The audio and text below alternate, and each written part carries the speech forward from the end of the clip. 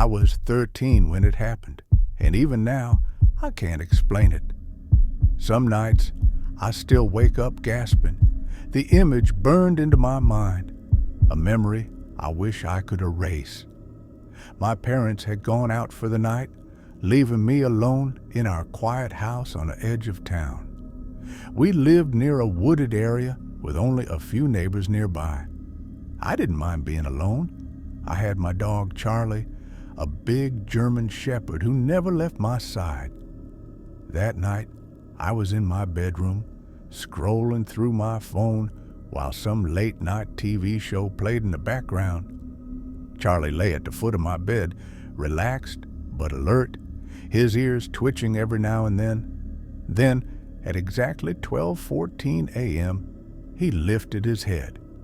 I didn't notice at first, too absorbed in my phone. But when he let out a low growl, my attention snapped to him. He was staring at the window. I felt a chill creep up my spine.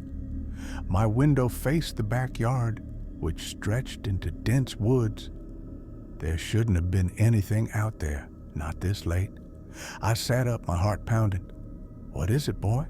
I whispered. Charlie didn't move. He just kept staring, his body stiff, muscles coiled like he was ready to pounce. Then, a tap, a single soft tap against the glass. My breath hitched. My curtains were drawn so I couldn't see anything.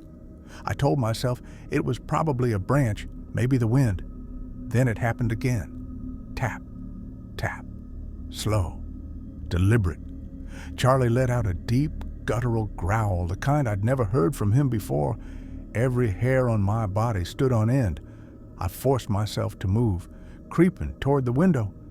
With shake of fingers, I grabbed the edge of the curtain and pulled it back just a fraction, and I saw it. A face pressed against the glass. It wasn't human. The skin was pale, grayish, almost translucent. Its eyes were wide, too wide, black voids that swallowed the light. Its mouth was stretched into an unnatural grin, lips thin and cracked, and it was looking right at me. I stumbled backward, my breath caught in my throat.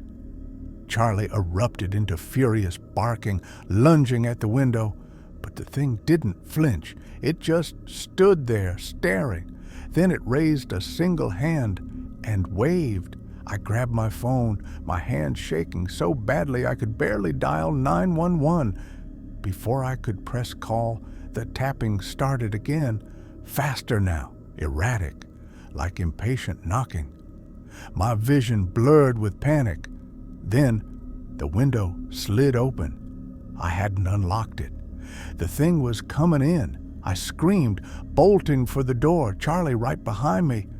I could hear it moving, something unnatural about the sound, like bones shifting under wet skin. I didn't look back. I tore down the stairs and into the living room, fumbling to switch on every light in the house. Silence. I spun around, chest heaving. The front door was still locked. The back door was bolted shut. The windows downstairs were all secured. I grabbed the nearest heavy object, a fireplace poker, and inched toward the stairs. Charlie stood at my side, still growling, his teeth bared. I forced myself to look up.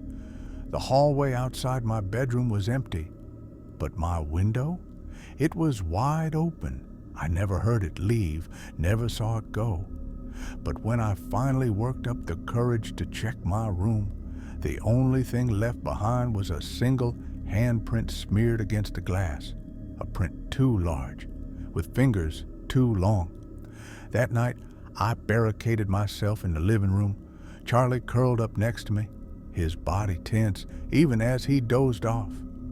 I didn't sleep. I never told my parents. I never told anyone.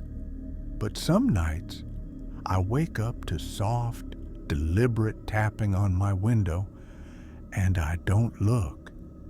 Not anymore. When I was 16, my parents left me home alone for the weekend while they went to visit my aunt in another another city. It wasn't the first time, and I didn't mind.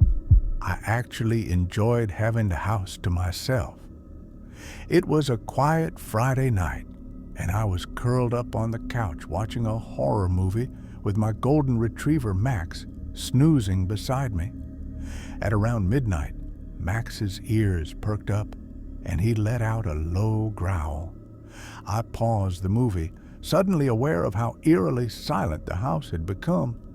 Then I heard it, a faint tapping at the back door.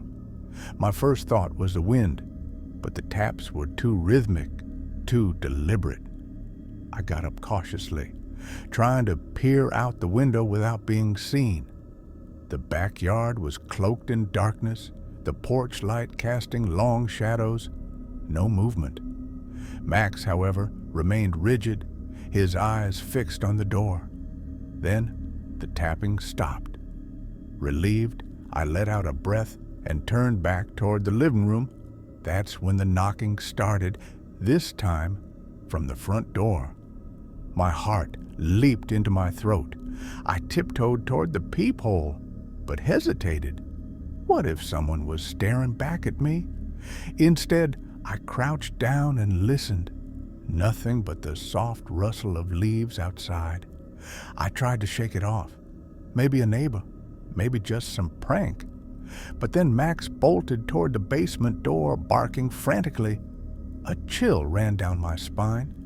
The basement had an exterior door that was rarely used. It led out to the side of the house, hidden by overgrown hedges. To reach it, someone would have had to walk all the way around in the dark. Then the doorknob rattled. I froze. My mind raced through possibilities. Could my parents have come back early? No, they would have called. A burglar? Why not just break a window? My pulse pounded as I grabbed my phone with trembling hands, ready to call 911. But before I could dial, the rattling stopped. Silence. Max was still growling, pacing near the door, his hackles raised. Then came the worst sound yet.